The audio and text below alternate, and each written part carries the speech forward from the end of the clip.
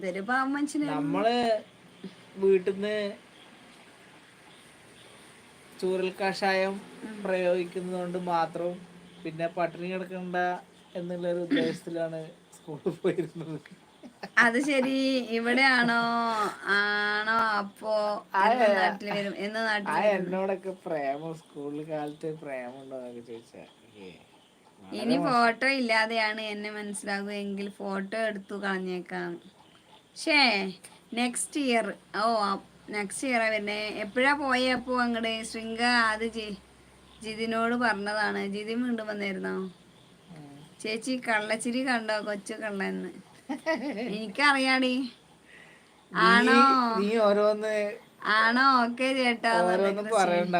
നമ്മളെ എന്റെ ക്ലാസ്മേറ്റെല്ലാം വന്നിട്ട് ഇതിനകത്ത് CCTV ഇരിക്കുന്നുണ്ട്. അന്നൊരു ദിവസം എന്തോ പിടുത്തം കിട്ടായിട്ട് ഒരു കമന്റ് ഇട്ട അതിനകത്ത്.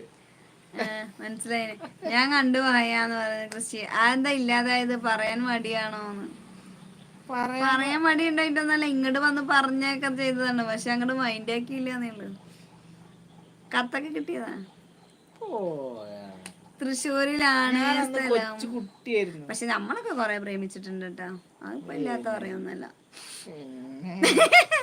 തൃശ്ശൂരിലാണ് സ്ഥലം. ബട്ട് ഓർമ്മകൾ അയവിറക്കി ഇവിടെ. ഓ അവിടെ. എനിക്ക് +2 ലൈൻ ഉണ്ടായിരുന്നു. എന്നെ തേച്ചു. റിയാസ്ക പാവം.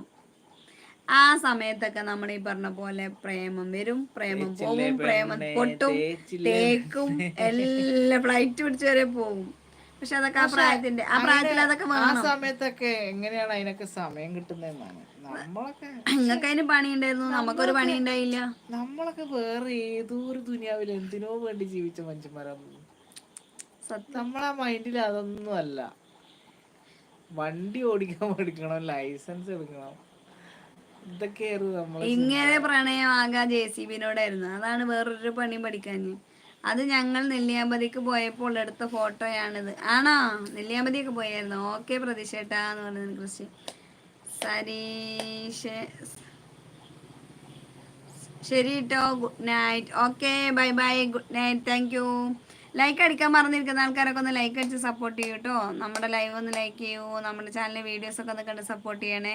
സബ്സ്ക്രൈബ് ചെയ്യാതിരിക്കുന്ന ആൾക്കാർ, കണ്ടുകൊണ്ടിരിക്കുന്ന ആൾക്കാരുണ്ടെങ്കിൽ ഒന്ന് സബ്സ്ക്രൈബ് ചെയ്ത് സപ്പോർട്ട് ചെയ്യണം കേട്ടോ. ഞങ്ങൾ പിന്നെ ആരെയും നോക്കാറ് പോലില്ലായിരുന്നു. ചോടാ പാവം. ഓക്കെ ചേട്ടാ. ഗുഡ് നൈറ്റ് എന്ന് പറയുന്നുണ്ട് ക്രിസ്റ്റീൻ. യേശുവിനെ പേടിച്ചിട്ടാണോ ഇല്ലെന്ന് പറഞ്ഞ ഹരീഷ്? അല്ല, ഞാനൊരു സ്റ്റോറി പറഞ്ഞുതരാം. എൻ്റെ ഒരു കസിൻ ഉണ്ട്. വല്യമ്മേന്റെ ആന്റീന്റെ അമ്മേന്റെ ആന്റീന്റെ മോള്. അപ്പൊ നമ്മൾ രണ്ടുള്ള ഒരു ചെറിയമ്മയായിട്ട് വരും, പക്ഷെ സെയിം ഏജ്. അപ്പൊ നമ്മള് ഒരേ ക്ലാസ്സിലാണ് പഠിക്കുകയും ചെയ്തത്. 1-2 ആൾക്കാര് ഓളെ കയ്യില് റിക്വസ്റ്റ് കൊടുത്തു വിട്ടുമേ. പക്ഷെ നമ്മൾ ആ മേഖലയിൽ ഇല്ലാത്ത ഒരാളായതുകൊണ്ട് ഞാൻ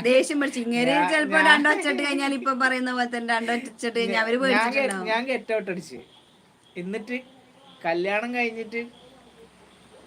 കഴിഞ്ഞതിന് ശേഷം അവളെന്ത് ചെയ്തു? ഈ സ്റ്റോറികളൊക്കെ ഇവളെടുത്ത് തട്ടിക്കൊടുത്തു. അതാണ് ഞാൻ ഇവളെ മുഖത്ത് നോക്കി ചിരിക്കുന്നത്. അല്ലാതെ വേറെ ഒന്നും ഉണ്ടായിട്ടില്ല.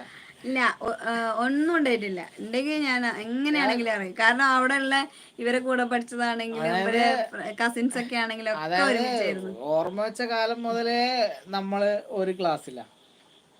10ാം ക്ലാസ്സും +2 വരെയും ഒരുമിച്ചാ.